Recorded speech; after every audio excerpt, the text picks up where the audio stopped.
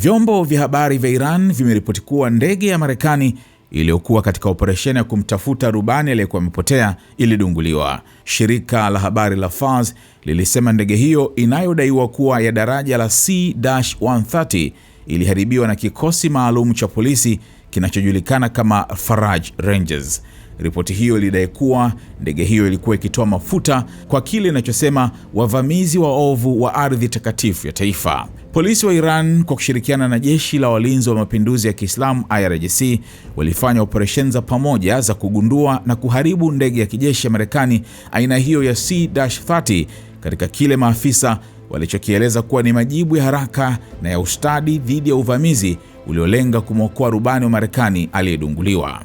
Vikosi vya polisi wa Iran kwa uratibu wa IRGC viliharibu ndege hiyo ya kijeshi ya Marekani wakati wa mfululizo wa operesheni za pamoja zilizolenga harakati za anga za adui. Kwa mujibu wa ripoti, ndege hiyo iliingia katika anga ya Iran ikiwa na lengo la kumtafuta rubani wa ndege ya kivita aliyedunguliwa.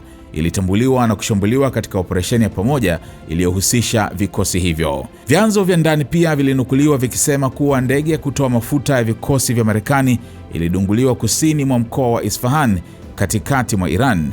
Inadaiwa kuwa ndege hiyo ililengwa na vikosi maalum vya makomando wa polisi na hivyo kuzuia kukamilika kwa operesheni yake.